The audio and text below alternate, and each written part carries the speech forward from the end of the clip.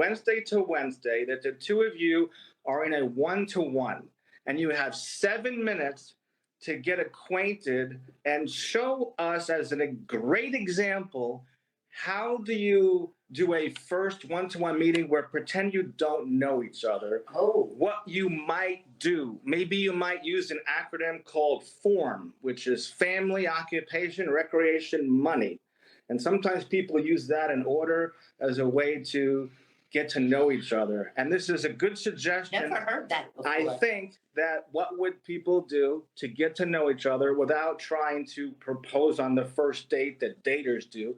But what do small business people do, or entrepreneurs, when they're meeting a new business person? Because I think there's some rookies that are brand new in business, whether they're 20 years old or 60 or 80. We don't want to leave anybody out, because there's all kinds of people getting into business, including Colonel Sanders. Kentucky Fried Chicken started that business at 65 years old when he got his first Social Security check. So the clock is started. Go. Show us a one-to-one. Well, how are you? I'm doing well, thank you. And how are you? And that's nice. It's a pleasure to meet you. Thank you. I don't know what you were trying to do. Good. I'm sorry, what was I that? said it's a pleasure to meet you. Yes, it is. Yeah. And, Yes, it is. and what brings you here? I was looking to meet some other people that I could network with for business. Okay. How about you? Same reasoning. I just wanted to share good health with people because that's so important. And no matter what you do, you've got to be healthy in order to do it. That is so true. That is so true. So if you're looking to share health, are you a doctor? Unfortunately not, but I am a person who has a product that provides, it builds your immunity system and helps you get through any challenges that you might have and or improve them. Interesting. What kind of product is it? It's basically fruits and vegetables in capsule form, which is basically food. And you get the opportunity of having 12 fruits and vegetables on a daily basis without the sugar and the salt. And it gives you the opportunity of building your diet.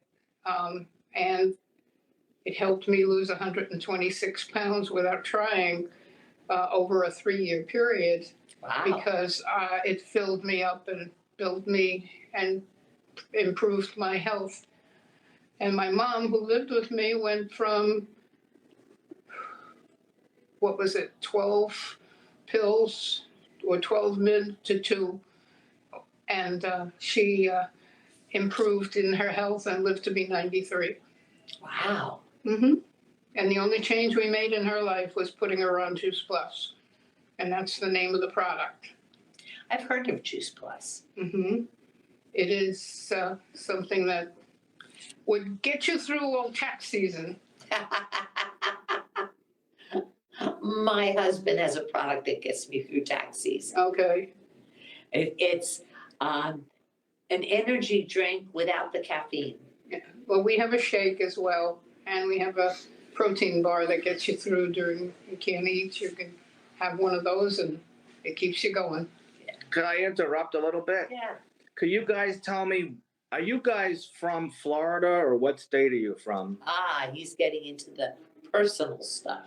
Form. Well, the location. Are you guys from Florida? Because I don't know where you're from yet. I just met you today. Well, You guys met each other today. Right, that's true. I'm originally from New York. So am I. Where? In Queens, Sunnyside.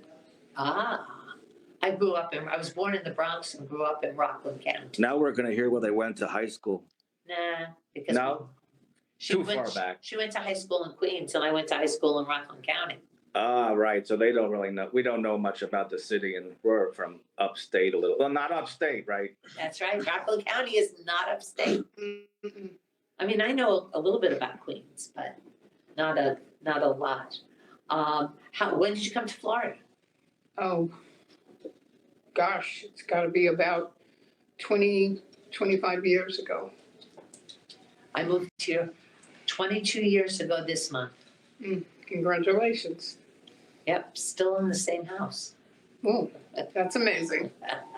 I know, because when I, before I moved to Florida, my mother had made a comment that she learned that, after she moved to Florida, that people only stay in their houses 7 years, because when the house needs, when it's ready for a painting, it's time to move.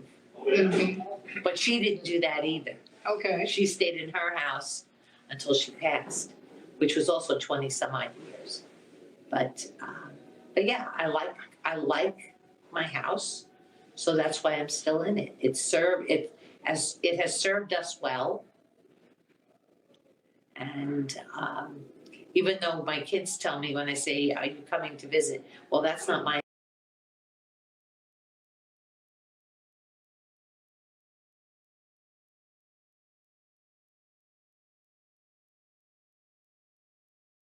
house. I see that both of you look very strong. Did you always go to the gym or work outside, or do you have a home gym? Why don't you start, Lynn, and go to Sherry? Okay. Tell us about your workout experiences, or basically- gym or walking. What do you do for fitness? there is not that much that I do for fitness other than possibly house cleaning and working, walking around. But aside from that, basically at this point, I don't go to any gym or anything of that nature. How about you, Sherry? I used to, but now it's difficult for me to do that. So, and not because of taxes. It's physically difficult for me to do that. So I don't. It's walking around the house. It's doing what I did last week and spending 2 hours standing on, almost 2 hours standing on my feet without my walker. That's Mhm. exercise. I thought for sure the next day my legs were gonna hurt me. Well, sometimes just getting out of a chair and getting back in the chair is exercise. That's exercise. That counts. All right, you wanna call that exercise? That's my exercise. So you guys just did family a little bit, occupation you talked about recreation. How about money? How important is money to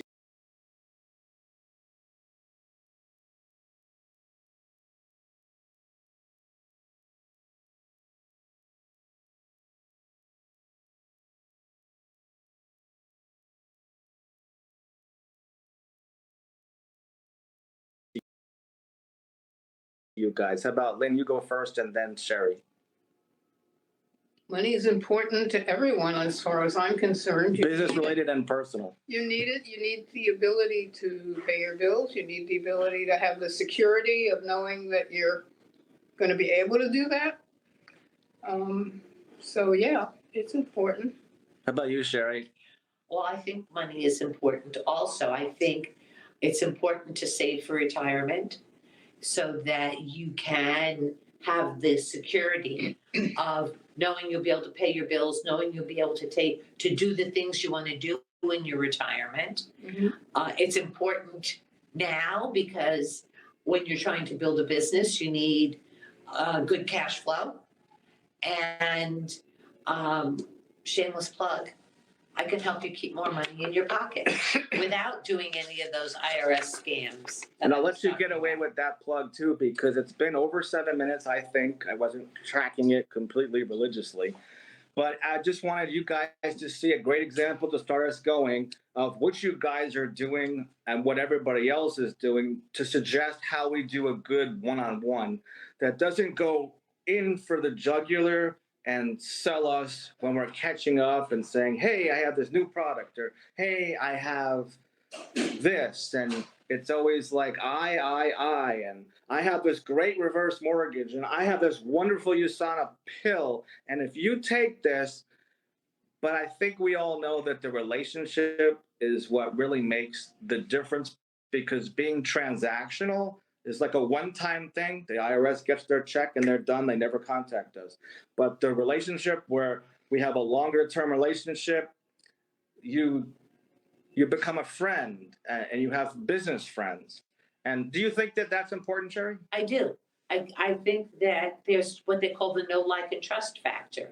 And I won't refer somebody to somebody else. I won't refer a partner, I'll call them, to somebody else until I'm comfortable with the know, like, and trust factor. And most of the time, I have to use their product or services first